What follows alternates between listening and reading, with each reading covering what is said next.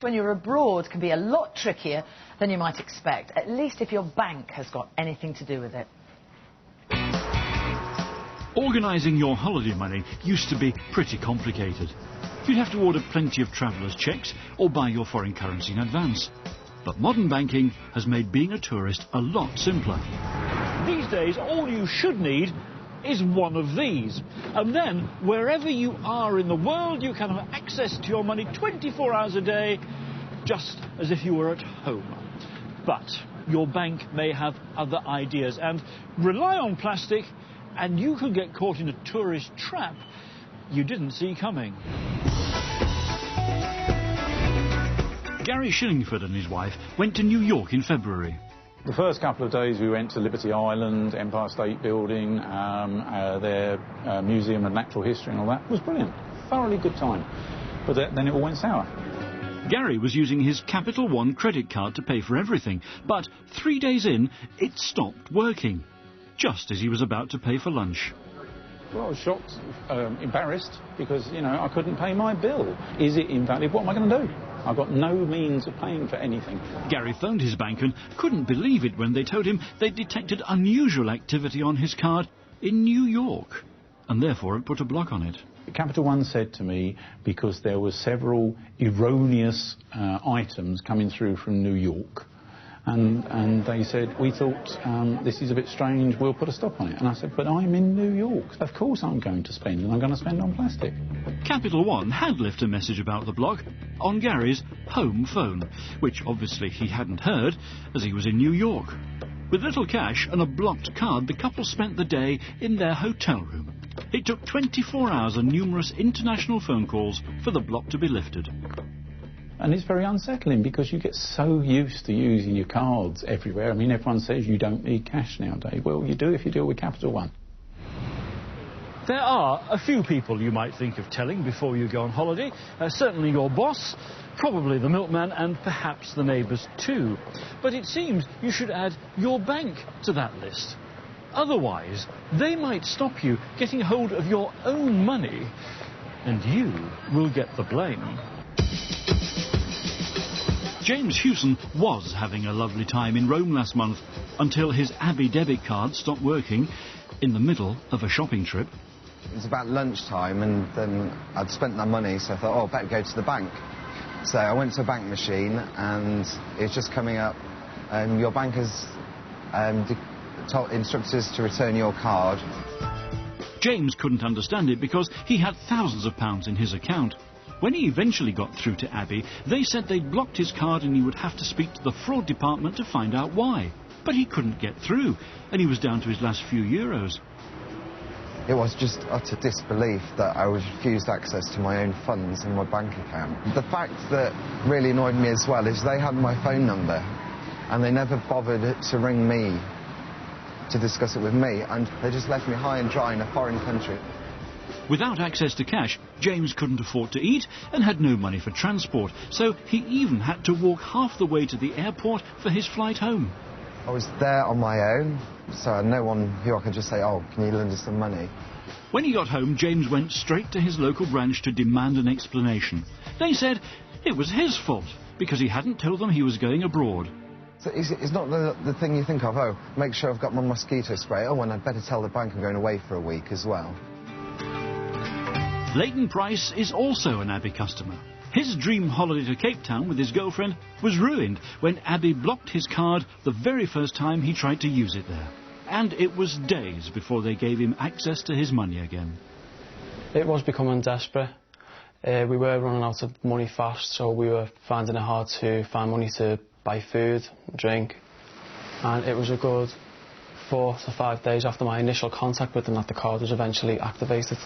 It was very distressing for myself and my partner. The block was only lifted after Leighton's father got involved from the UK. By this point, the couple had spent hundreds on mobile phone calls to Abbey and had been forced to cancel many of the trips and activities that they'd planned.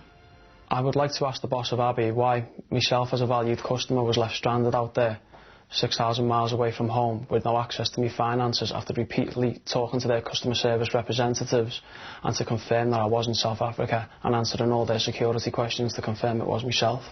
I'm extremely disappointed in the Abbey as a bank.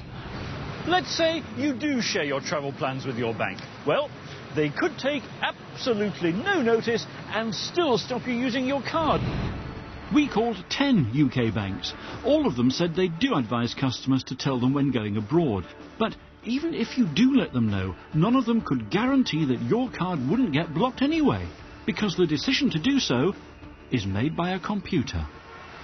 Most of these credit and debit card companies actually have an automatic system that triggers a block on the card when there's any kind of unusual or erratic activity on the spending patterns.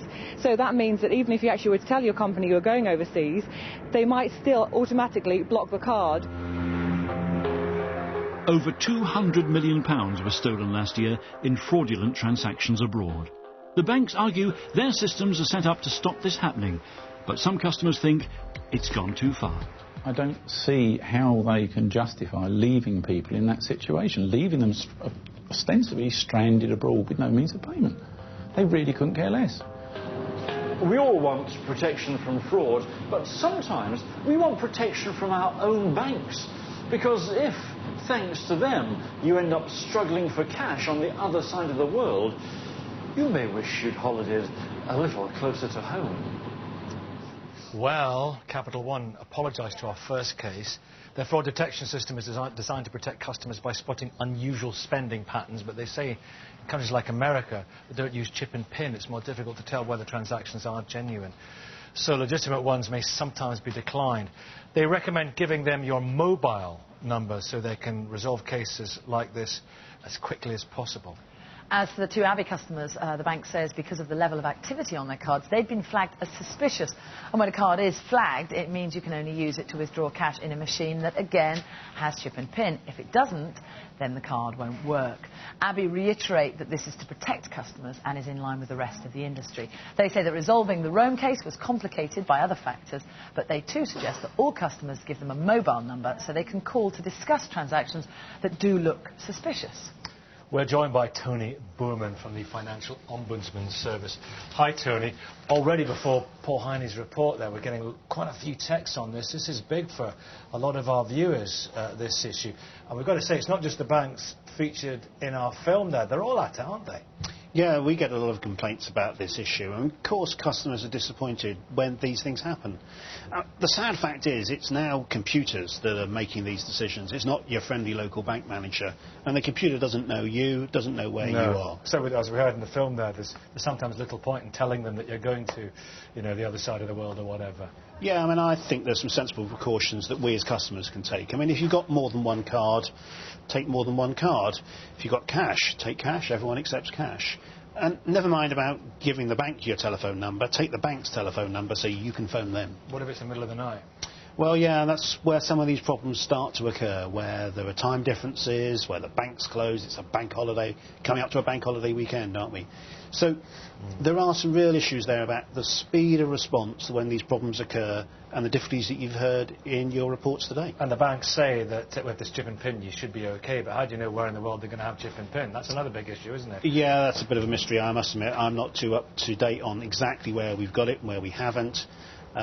So there are some really difficult issues, and that's the complaints that come to us at the Ombudsman Service, where the customers have been left around with really very little information from the bank. But, Tony, you have fined banks up to £400 for leaving people in the lurch in these situations. So if people feel it's justified, they should get in touch with you, and you could, well, help them in the right direction. Yes, certainly. If you're not satisfied with the bank's response to your problem, get in touch with the Ombudsman Service, and we'll see what we can do to help. Thanks very much, Tony. Thank you. If you've got a story